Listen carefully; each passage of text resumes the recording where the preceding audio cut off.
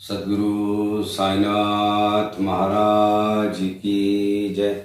अनंत कोटि ब्रह्मांड नायक राजाधिराज योगीराज परब्रह्म श्री सच्चिदानंद सद्गुरु साईनाथ महाराज की जय।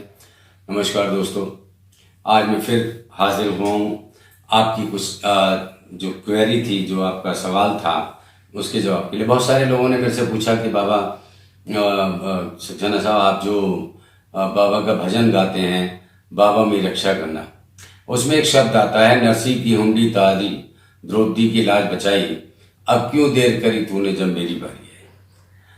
तो वैसे तो हम जब भजन गाते हैं तो शॉर्ट रूप में बताते भी रहते हैं कि वो कहानी क्या है। बेसिकली वो कृष्ण भगवान से संबंधित है।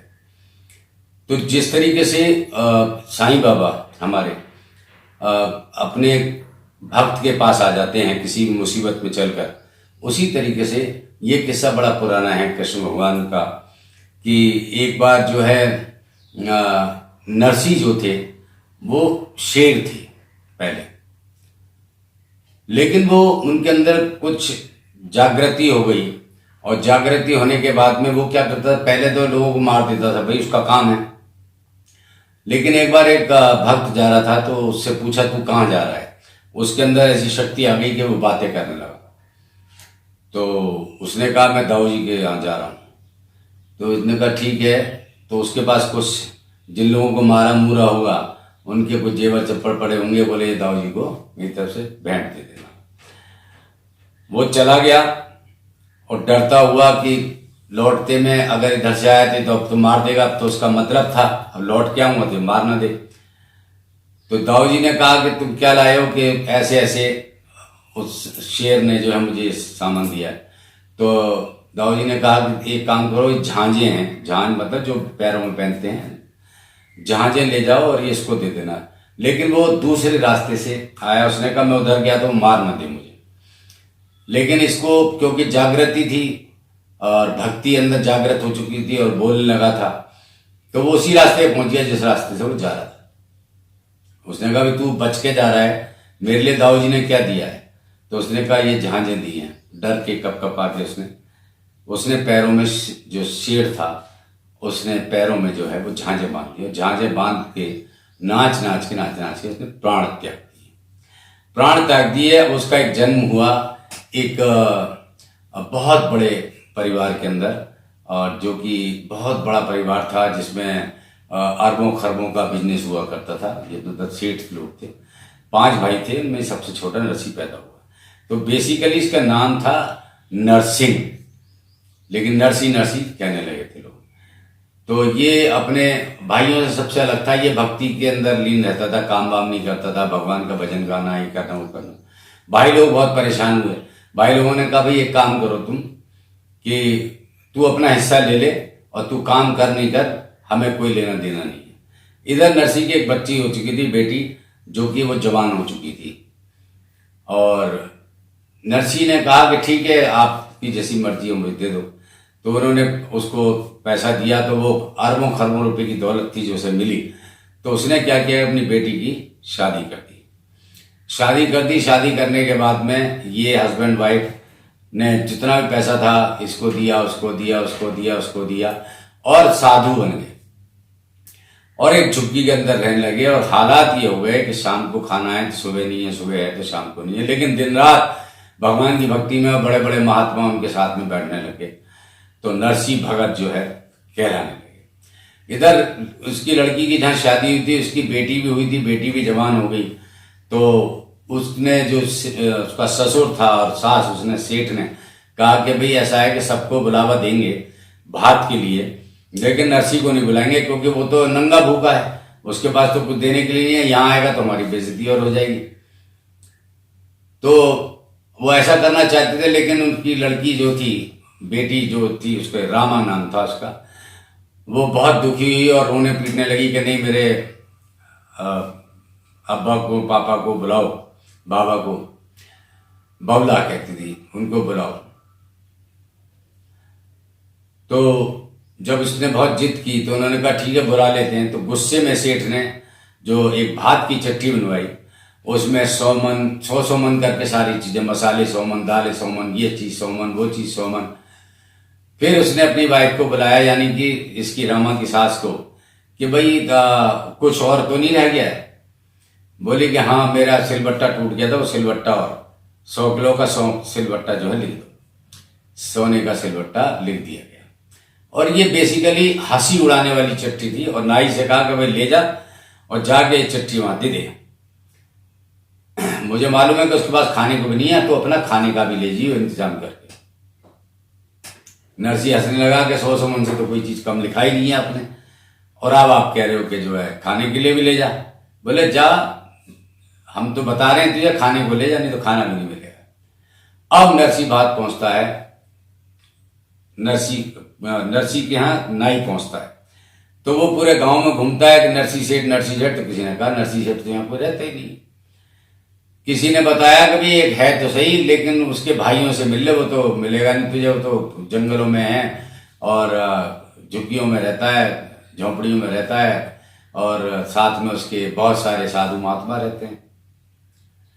तो वो उनके यहाँ गया कि भाई ये चिट्ठी लेके आया हूँ और भात भरना है। तो उन्होंने उसे धक्के मार के निकाल दिया कि हम नहीं जानते, तू जा नरसी के पास ही जा।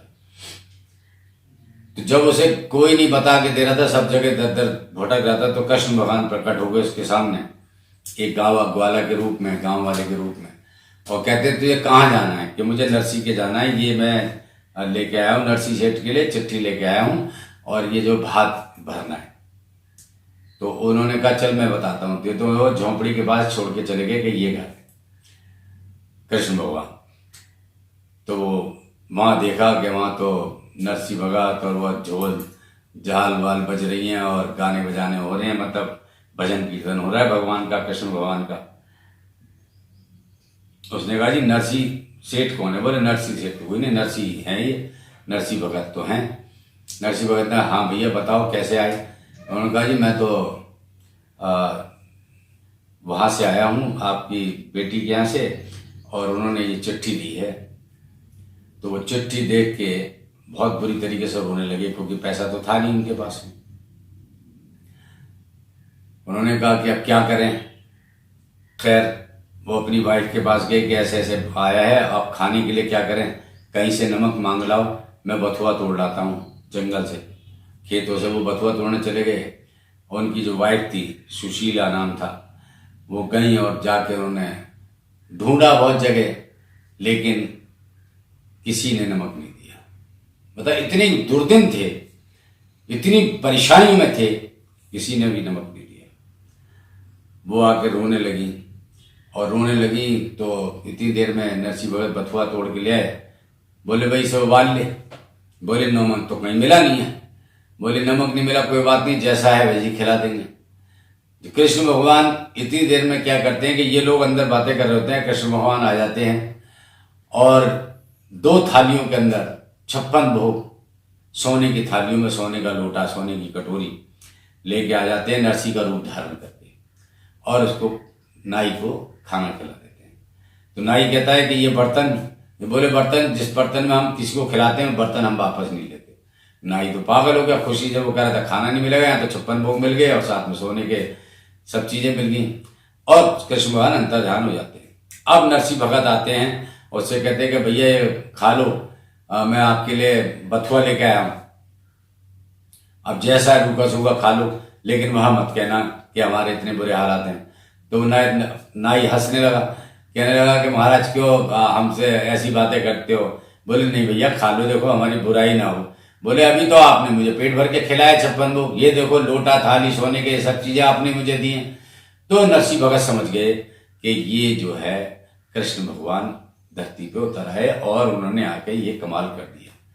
खैर बात चली गई, नरसी पहुंच गया गांव में, और जाके उन्होंने कहा हाँ भाई खाने वाने को मिला? बोले खाने की तो छोड़ो जी, सोने के लोटे और ये मिले। तो वो बड़ा हैरान हो गया कि नंगा भूखा आदमी उसने कहां से ऐसा दे दिया। खैर अब बात आई नरसी का भात का टाइम आया। भात का टाइम आया तो अब जाएं कैसे? गांव से दूसरे गांव बैलगाड़ी चाहिए, बैलगाड़ी नहीं मिली, किसी के बैल मिले, बैल गिर गए।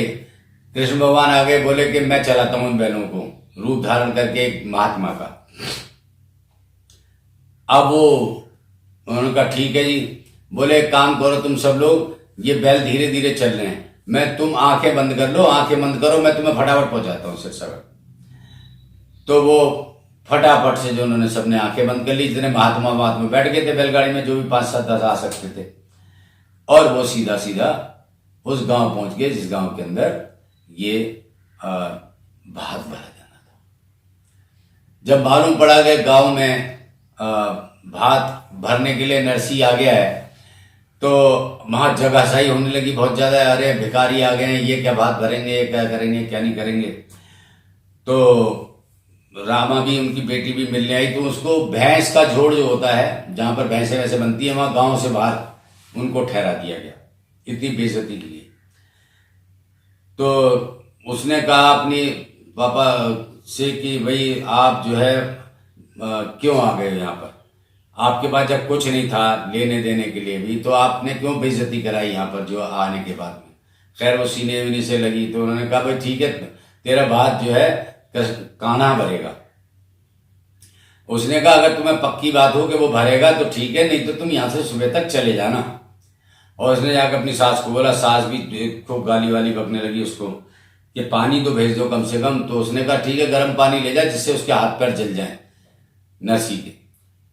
तो जो काम वाली थी वहां पर, उसको बोला कि नाई वो लेके जा पानी, और वो पानी लेके आई, गर्म पानी। तो नरसी भगत ने कहा कि भाई इतना गर्म पानी लेके आए हो तुम, जिससे तो मेरा शरीर जल जाएगा, और ठंडा पानी उसमें मिलाने के लिए नहीं है। बोला इतने बड़ा महात्मा बनता है तो जब तब करके बसा ले पानी, वो तेरा पानी आ जाएगा, तेरे पास बहुत बड़ा महात्मा है तू। ऐसा कह दिया। नरसिंह भगत की जो है दिल पे ये बात लगी, और उन्होंने सब लोगों को बुलाया, अपने साधु संतों को, और गाना बजाना शुरू कर दिया। तो तूफान मच गया, इतनी बारिश हुई कि लोग समझ गए कि ये कोई मामूली आदमी नहीं है। फटाक से आया और पैरों में पड़ गए कि महाराज ये अपनी जो है लीला को समेटो। उसके बाद में क्या हुआ कि भात का टाइम आया, तो उधर कृष्ण भगवान ने कुबेर को ऑर्डर किया कि भाई ऐसा करो, हर चीज लेके चलो। और साथ में उन्होंने रुक्मणी को भी बोला कि आप भी चलो, आप लेडीज को पहनाना भात, जेंट्स को पहनाऊंगा। और साहब वो पहुंच गए, और नरसिंह भगत पहचान गए कि ये कृष्ण भगवान आ गए। जब टाइम आया भात का, तो सबको भात पहनाया। जो 100 मन लिखा था तो 200 मन, जो चीज जितनी लिखी थी उससे डबल, मतलब करोड़ों की दौलत उन्होंने बांटी। पूरी रात भात देते रहे, पूरे गांव को भात पहनाया। जब वो जाने लगे, नजरें झुक गई सेठ की भी और उसकी सेठानी की भी। और जब वो जाने लगे तो रामा ने कहा कि आप बहुत देर कर देते हो। बोले मैं कभी देर नहीं करता। जब नरसी को ढूंढता हुआ नाई पहुंचा, तो मैंने उसको घर का पता बताया। इसके पास खिलाने को नहीं था, मैंने खाना खिलाया। बैलगाड़ी में आ रहे थे, बैल नहीं चल रहे थे, मैं इनको यहां तक लेके आया। अब भात का टाइम आ गया, मैं भात के टाइम पे आ गया, मैं कब देर करता हूं। और जहां तक रही बात नरसी की, तो नरसी तो मेरे गोदी का खिलौना है, ऐसे खिलौने रोज बनाता हूं, रोज बिगाड़ता हूं। खैर जब वो चलने लगे, गाड़ियां जाने लगी, तो कुछ औरतें जो सुबह सुबह इधर उधर से आ रही थी, जिनको भात नहीं मिला था, उन्होंने कहा भैया हमें भी भात दे जा। पूरे गांव को भात दे दिया। कृष्ण भगवान ने कहा भाई पूरी रात भात बांटा कुबेर, फिर भी कुछ रह गए। तो उन्होंने वहां पर हुंडियों की बारिश करवाई, सोने की गिन्नियां और वो सब हुंडियां, जैसे कहते हैं कि नरसी की हुंडी तारी, द्रौपदी की लाज बचाई, अब क्यों देर करी तूने जब मेरी बार आई। तो दोस्तों ये थी कहानी नरसिंह भगत की।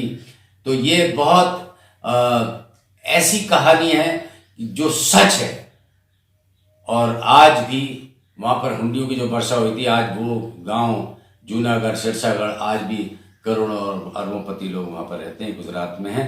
तो दोस्तों इसी के लिए कहानी खत्म करते हैं, क्योंकि किसी ने सवाल किया था कि नरसी की हुंडी तारी द्रौपदी की लाज बताइए, आपने बोला है तो किस लिए बोला, तो आज मैंने उसका आपको अर्थ समझाया कि ये हमने इस भजन में क्यों कहा है। तो दोस्तों आज के लिए इतना ही। और मैं फिर एक बार आप लोगों से कहूँगा, इस चैनल को आपने अगर सब्सक्राइब नहीं किया है तो सब्सक्राइब करें। साथ में अब आपके साथ भी कोई एक्सपीरियंस है, कोई चमत्कार है, कोई भी बात है बाबा की या इंस्पिरेशनल है कुछ, तो आप जो है हमें वो भेजिए, हम उसको अपनी सुनो ज्ञान की बातें यूट्यूब चैनल पर डालेंगे। और जो नंबर स्क्रीन पर आ रहा है उस नंबर के ऊपर आप व्हाट्सएप कर सकते हैं, मेरे से कांटेक्ट कर सकते हैं, मेरे से संपर्क कर सकते हैं। आज के इतना ही। बोल साईनाथ महाराज की जय, बोल कृष्ण बलदेव की जय। राधे राधे।